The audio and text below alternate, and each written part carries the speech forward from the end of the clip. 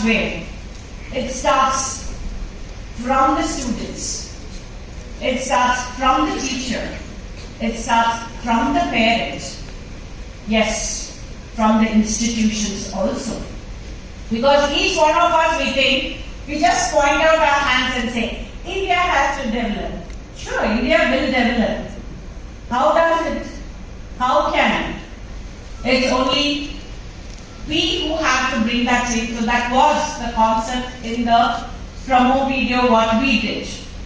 So when we thought of doing such video, you will not believe Hemachandra said, ma'am, you are only going to do it. I said, me. He said, yes, you and your students. I said, I don't know to act. You need it act. Your cash and way, how you talk to the children, that's more than enough. That is what we wanted. That is realistic.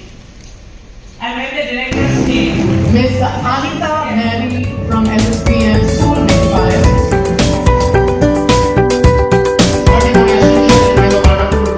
As far as the education is concerned, it has created a niche in itself within a short period since its inception in 1998. And I wish the SSVM great times ahead. This particular event that has been organized, Transforming India Conclave, and the theme that has been put, Unleashing the Power in You, I think is the need of the hour. I think I must congratulate you on this wonderful initiative and wish this wonderful initiative the very best. Statistics tells you a wonderful story, and I want to tell you and apprise you this wonderful story through certain facts and figures. At the time of independence, the population was 340 million, which is 6 times lesser than what we are today. The life expectancy at that particular time was just merely 30 years. The literacy rate was only 16%. We had only 17 universities with just about 238,000 students. 90% of the population was below poverty line. Today, these challenges persist, and the landscape has become even more competitive for our young students seated here. I'd like to spotlight some of those incredible stories unfolding in this auditorium over the next few days, and our student entrepreneurs and inspirational educators. You are the ones who have demonstrated that combining dreams with hard work can lead to truly extraordinary outcomes. In conclusion, we are profoundly impressed by Mr. Kumar's achievements, and we are eagerly looking forward to witnessing the remarkable contributions he will continue to make for our city of Coimbatore.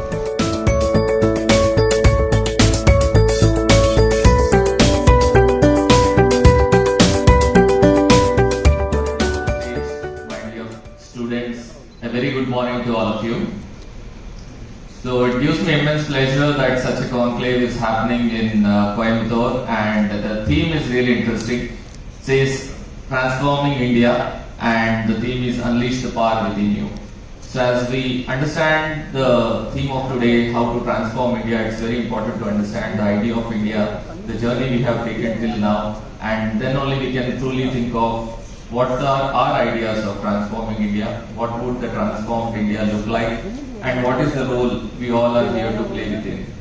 As Chief Guest Sir has explained the journey our country has taken, we cannot take that journey we have taken till now for granted, and it was not destined that we would have arrived at this place by default. Immense sacrifice, hard work and tremendous effort has gone into making the country what we are today. At the time of our independence, we can look at so many countries were under colonial rule, and not all countries who got freedom turned up the way India did. At the time of independence, India was a diverse country with multiple types of governments, so many princely states, such a diversity, and no other country which at that time got the freedom matured as a democracy as India did.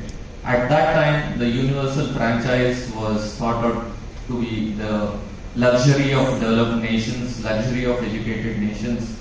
Our founding fathers, with their visionary thinking, have developed and instilled the values in India that we have to be a democracy with universal suffrage.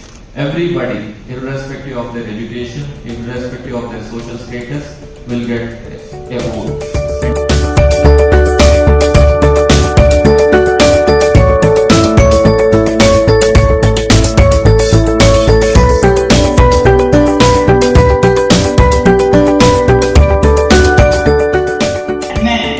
Was that I didn't have a school to go. Such small villages don't get a school, which you might think was such a sad thing for a child. I thought so too, but later when I saw schools in neighboring villages, I was so happy I had no schools to go.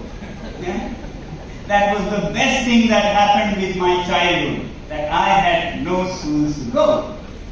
That doesn't mean that you don't learn when you don't have a school.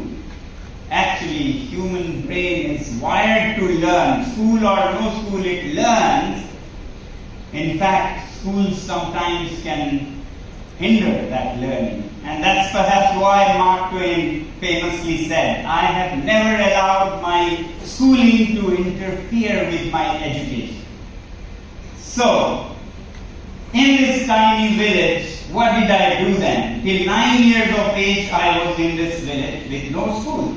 But I was learning all the time. First of all, from my mother, in my mother tongue.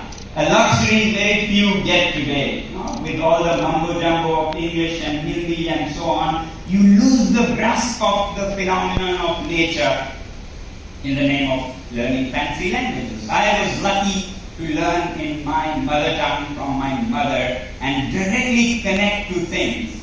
Today I tease my highly schooled friends saying, when you all were learning about roots and shoots and leaves from faded pages of textbooks, I was on the farm with the farmers scattering seed on the ground, seeing the roots go down, shoots come up, leaves unfurl without having to memorize